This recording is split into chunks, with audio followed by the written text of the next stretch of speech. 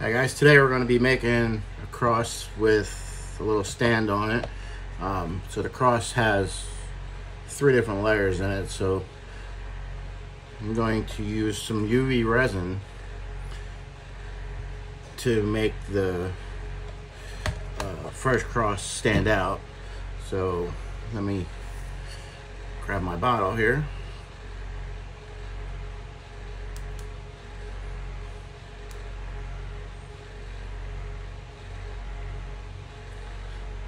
Squeeze a decent amount in.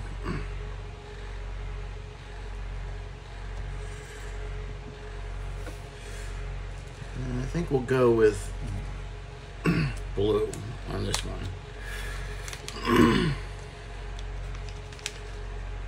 Use with a very little bit when you're using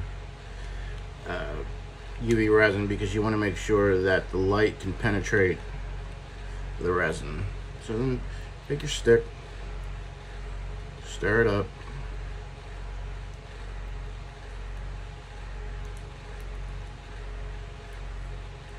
Make sure you're doing this away from a window too, because you don't want the UV lights from outside to cure it while it's inside your cup here. And then take it, and we're going to dump it in our mold here. It'll level itself out, so don't worry about not getting every last little nook and cranny. We can always tap it on the board to get it to level. Container out real good,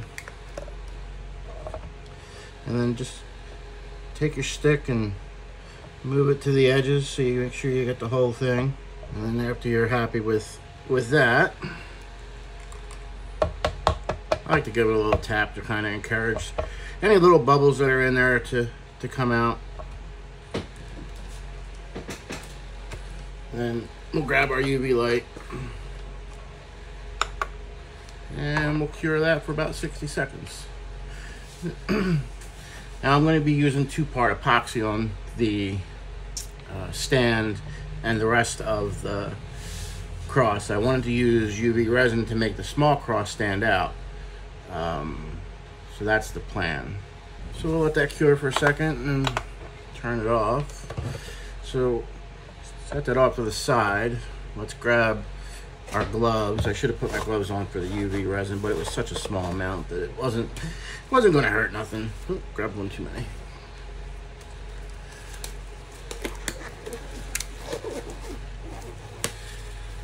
Oh, grabbed too many.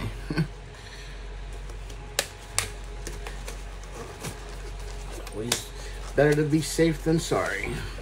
So we'll take this and grab our scale. Probably grab one of our small silicone resin cups, turn on our scale, place the cup on, and then hit the tare button to bring it to 0. I'm using 2-part epoxy that I got from Walmart. Stuff's been pretty good. Not had an issue with it at all. It clears nice, it cures fast, and it cures crystal clear. So I'm probably going to do about 25 of each. Hit the tare button again, and then do 25 of the second part. Second part always comes out faster. It's a lot thinner, so you just have to be a little bit more careful with it. Put your lid back on, move it off to the side, take my scale, turn it off. Got my 2-part epoxy. And grab a stir stick and just stir it for a good minute or two. Scraping the sides, always scrape the sides and the bottom. You want to make sure you get it all mixed up. Just keep stirring until it turns clear. You'll be able to tell. And this stuff actually is pretty good with degassing itself and not leaving bubbles in your projects. I haven't found that I needed a pressure pot for this stuff. I mean, if you have one, that's great. But if you don't, you can also get yourself a bowl almost hot water, and then you can take the cup and you can sit it in the hot water, and not too hot because you don't want to cure the resin, but warm enough to where it'll help the bubbles rise. So we'll keep stirring this, and once we get it stirred up to where we want it, and then we'll figure out what color we want. I want to go with something that stands out. Do the also, I got this off of Amazon. It's pretty cheap. I think it was 12 bucks for 5.29 ounces, which is 150 grams. And I like this stuff. I mean, it mixes well. I have this in a couple colors. So if you're looking for big containers of mica powder, I mean, like I said, this is a good one to get. So just stir this up now. Make sure you scrape the bottoms. Always scrape bottoms. Scrape the sides. And if I need more, it's fairly simple to mix up more. You know, just 2-part epoxy in the. This is called wine red. Is the color that I'm using here. How funny is that? Wine red making a cross. I guess I find that funny. It's almost like I'm taking confession here. And I like to pour it from up high, so that way I'm not introducing any more bubbles than I need to. I always make a slow, skinny stream because that helps keep the bubbles out of the mold. And you know, any bubbles that rise to the top, you can always take your long neck lighter and definitely burn them off. I like to burn off what's there, and then I'll come back a few minutes later and see if any more have rose to the top, and if any more, I just burn them off again.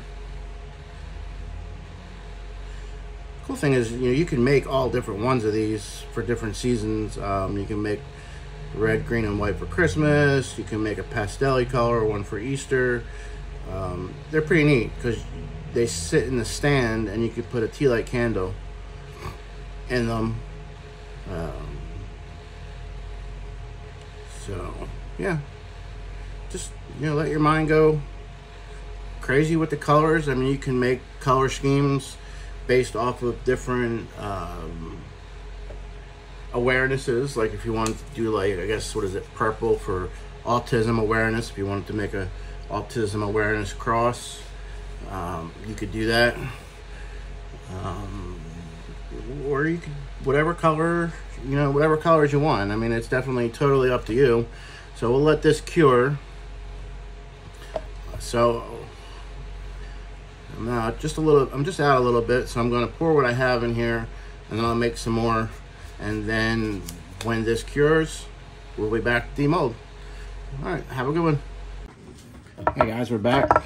Stuff has been curing now, so let's demold. We'll start with the base here.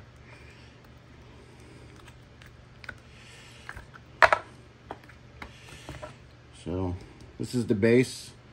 So what you do is you can put a tea light candle in there, and then the cross goes in there. So let's demold the cross now. So remember, I went with a red and a blue on this one, so that's what it turned out to look like. So, and what you do, just put that in there like that.